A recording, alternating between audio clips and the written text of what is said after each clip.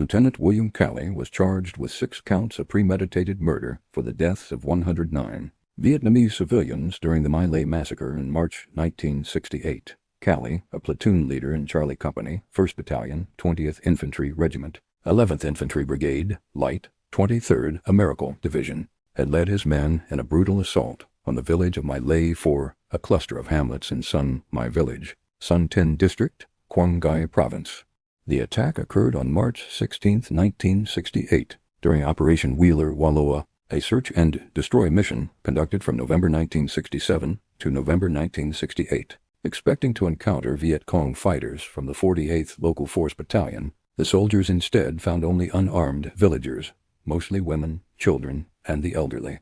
Frustrated by earlier casualties from snipers and landmines, members of Charlie Company turned their anger on the civilians, shooting them as they fled and herding survivors into a ditch where many were executed.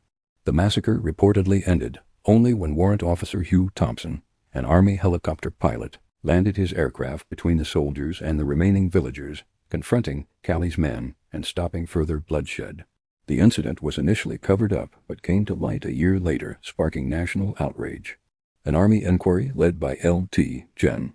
William Pears identified 30 individuals who were aware of the atrocity. 14 men, including Calley and his commanding officer, Captain Ernest Medina, were charged, but all were eventually acquitted or had their cases dismissed except Calley. Accused of personally killing 22 civilians and ordering the deaths of many more, Calley was convicted and sentenced to life in prison. His sentence was later reduced to 20 years, then to 10 years by the Secretary of the Army, viewed by many Americans as a scapegoat for the broader failures of the Vietnam War. Calley was released in 1974 after serving roughly 3 years, following a pardon granted by President Richard Nixon.